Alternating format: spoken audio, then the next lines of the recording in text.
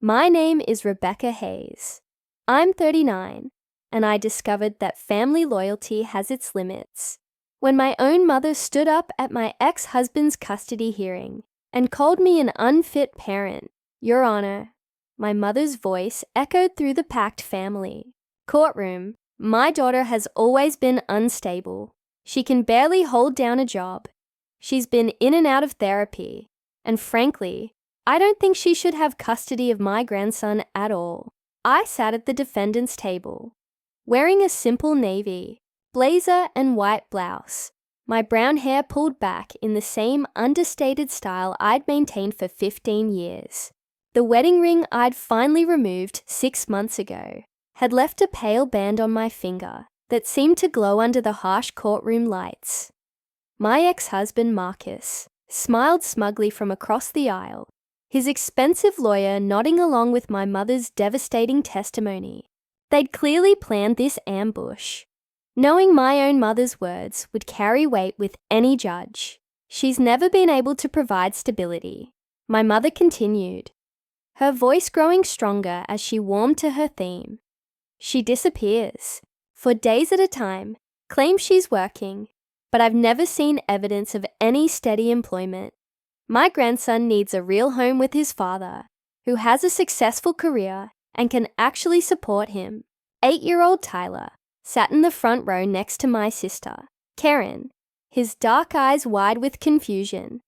As he watched his grandmother testify against his mother, Karen avoided my gaze, her silence as damning as our mother's words.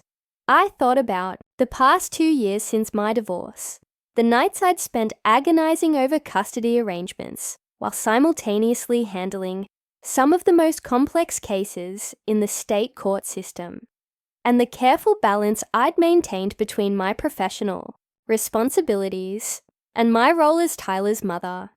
She lives in some tiny apartment downtown, my mother pressed on. She drives an old car and can barely afford Tyler's school supplies. Meanwhile, Marcus has a beautiful home in the suburbs, a stable income, and the ability to provide the kind of life every child deserves. Judge Patricia Morrison sat behind the bench, her expression neutral as she listened to the testimony. She was a colleague I'd known for over a decade, someone who understood the demands of our profession, but she gave no sign of recognition as she maintained the impartial demeanor required of her position. Furthermore, my mother said, reaching her crescendo, Rebecca has always been secretive about her so-called work. She claims to have some important job, but she won't tell us what she actually does. For all we know, she could be involved in something illegal, something that would put my grandson in danger. The courtroom buzzed with murmured agreement. Marcus's family filled the left side of the gallery, all nodding along with my mother's. Character assassination.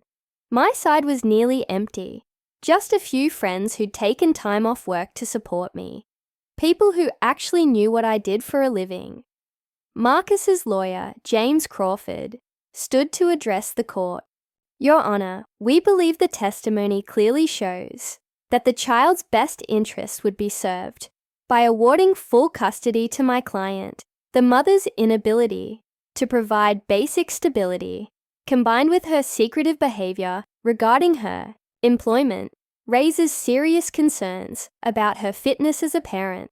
I remained silent, my hands folded calmly in front of me, watching this orchestrated attack unfold. 15 years of judicial experience had taught me the importance of timing, of letting others reveal themselves before showing your hand.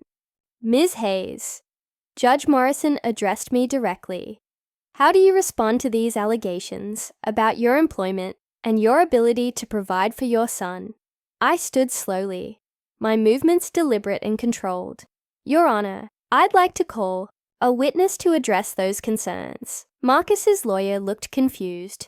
Your Honor, we weren't notified of any witnesses. The witness wasn't available until this morning. I replied calmly, but I believe his testimony will clarify any questions about my employment status. Judge Morrison nodded. Very well, please call your witness. I walked to the courtroom, doors and opened them. A tall man in an impeccable dark suit entered, his silver hair perfectly styled, his bearing commanding immediate respect. "Your Honor," I said, my voice carrying clearly through the suddenly quiet courtroom. "I'd like to call Chief Justice William Barrett to the stand." The gasp that went through the courtroom was audible. My mother's face went from confident to confused to horrified as the Chief Justice of the State Supreme Court walked to the witness stand.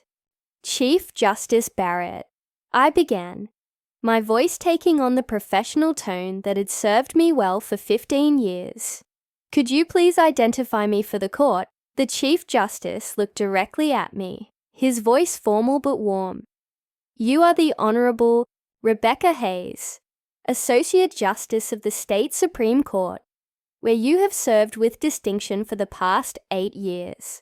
The silence in the courtroom was deafening. I could hear my mother's sharp intake of breath and see Marcus's lawyer frantically shuffling through papers. "And Chief Justice Barrett," I continued, "could you describe the nature of my work responsibilities?" "Justice Hayes presides over some of our most complex civil and criminal cases," he replied. "She sits on our appellate panel for death penalty cases, chairs our Judicial Ethics Committee, and has written several landmark decisions regarding family law and child welfare." Tyler's eyes were wide with amazement as he finally understood why his mother had to work late so many evenings, why she sometimes disappeared into her study with thick legal briefs, and why she spoke with such authority about fairness and justice. "One more question, Chief Justice," I said. "Could you address the allegations about my financial stability?" He smiled slightly.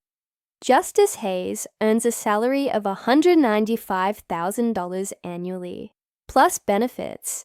She owns her downtown apartment, a penthouse actually, and maintains a vacation home in the mountains. Her financial disclosure forms are part of the public record, as required for all sitting judges." I turned to face the courtroom, where my mother sat with her mouth hanging open, her carefully constructed testimony crumbling around her. "Your Honor," I addressed Judge Morrison, "I'd like to explain to the court why my family was unaware of my position." Judge Morrison nodded, clearly intrigued.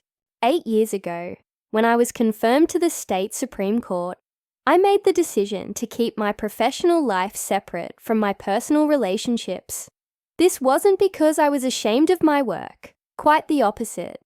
It was because I wanted my son to have a normal childhood without the pressure and scrutiny that comes with being a judge's child. I looked at Tyler, whose face showed a mixture of pride and confusion.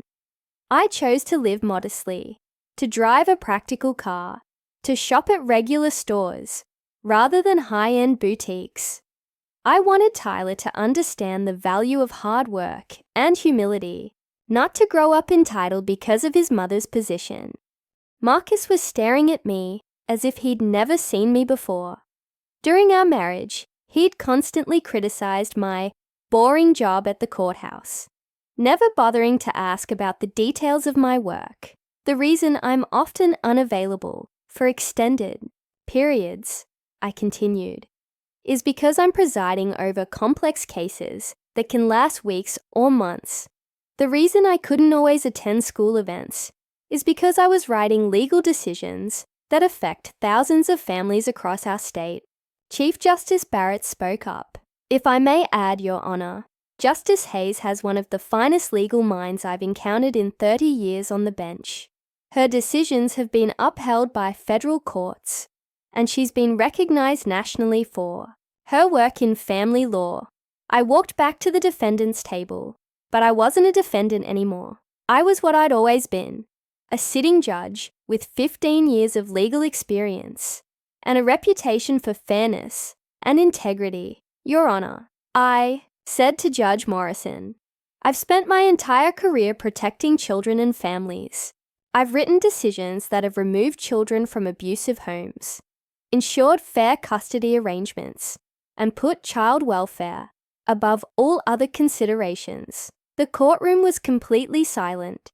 The allegation that I'm somehow unfit to care for my own son is not only false, it's insulting to every family I've protected and every child whose interests I've safeguarded from this very bench. I turned to look at my mother, who had gone pale. What's particularly painful is that these allegations come from people who never bothered to ask about my work, who never showed interest in my career, who assumed the worst without seeking the truth. Marcus's lawyer was clearly scrambling. Your Honor, we had no knowledge of what? I interrupted. Of the fact that your client was married to a sitting state Supreme Court justice for 6 years and never bothered to learn what she actually did for a living. Judge Morrison leaned forward. Mr. Crawford, did your client not know his wife's profession during their marriage? Marcus finally found his voice, stammering, She said she worked at the courthouse. I thought she was a clerk or something. The absurdity of it hung in the air like a toxic cloud. I'd been married to a man who'd assumed I was a courthouse clerk for 6 years, who'd never questioned why I worked such long hours, why I brought home complex legal briefs, or why I sometimes had to travel for judicial conferences. Your Honor, I said, addressing Judge Morrison directly, I'd like to submit my judicial performance evaluations, my financial disclosure forms, and my custody evaluation report prepared by Dr. Sandra Williams, a court-appointed child psychologist. Judge Morrison reviewed the documents quickly. Dr. Williams rated you as an exemplary parent with strong bonds to your child and no concerns regarding your ability to provide care and guidance.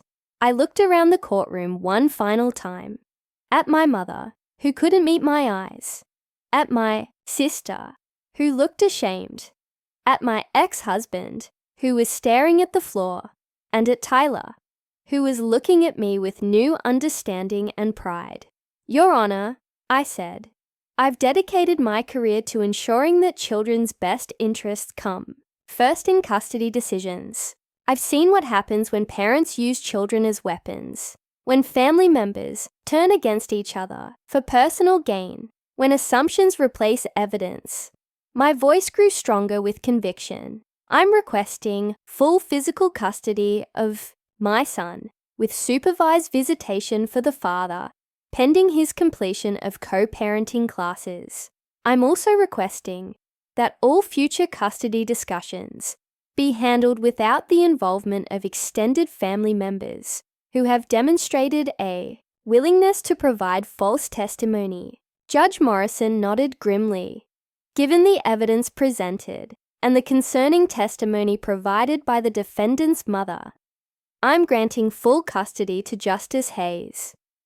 Visitation for the father will be supervised for the next 6 months, with the possibility of revision, pending successful completion of court-ordered parenting classes. As the courtroom began to empty, Tyler ran to me, wrapping his arms around my waist. Mom, why didn't you tell me you were a judge? He whispered. I knelt down to his level, because I wanted you to love me for being your mom, not because of my job. I think it's cool, he said, grinning. Does this mean you can send people to jail? Sometimes, I admitted. But mostly I help families figure out how to take care of each other. My mother approached hesitantly, her earlier confidence completely gone. Rebecca, I had no idea. I'm so sorry. I stood up, my arm around Tyler's shoulders. Mom, you testified under oath that I was an unfit parent, without knowing anything about my life, my career, or my capabilities. You were willing to destroy my relationship with my son, based on assumptions and prejudice. Her eyes filled with tears. I thought I was helping. Marcus said what he needed to say to get custody. I interrupted. And you believed him instead of your own daughter. The courtroom was nearly empty now. just family members and a few lingering observers. For 15 years, you've asked what I do for work, and I've given you vague answers because I wanted privacy, but you never pressed, never showed real interest. You assumed that because I didn't brag about my achievements, I didn't have any. I looked at my sister, Karen, who was crying quietly in the front row. I became a judge at 31, one of the youngest in state history. I've written decisions that are taught in law schools. I've protected thousands of children and families. I've dedicated my life to justice and fairness. Chief Justice Barrett, who had been waiting respectfully in the gallery, approached me. Rebecca, I hope this experience doesn't discourage you from continuing your excellent work. Thank you, Chief Justice, I replied. If anything, it's reminded me why our work is so important. As we walked out of the courthouse, Tyler holding my hand, I realized that this painful experience had taught me something valuable. I'd spent so much energy protecting my son from the potential complications of my position that I'd hidden who I really was from the people who should have known me best. But more importantly, I'd learned that respect earned through assumption is worthless, while respect earned through integrity is unshakable. 6 months later, Marcus completed his parenting classes and was granted unsupervised visitation. He never remarried, and he never again questioned my ability to provide for our son. My mother sent me a letter of apology, but I never responded.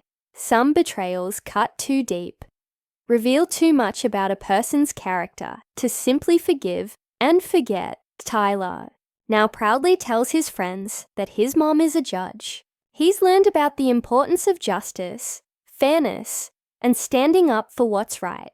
He's also learned that sometimes the people who love you the most can hurt you the deepest, but that doesn't diminish your worth. As for me, I learned that hiding your light doesn't protect you. It just makes it easier for others to underestimate you. I stopped hiding who I was, started being proud of my accomplishments, and taught my son that integrity and hard work are worth celebrating. The woman who walked into that courtroom feeling attacked and isolated was the same woman who walked out, vindicated and strong. The difference wasn't in what I'd achieved. It was in my willingness to finally let others see exactly who I'd always been. Justice, it turns out, isn't just something you serve. Sometimes it's something you claim for yourself. This story was brought to you by Worth Stories.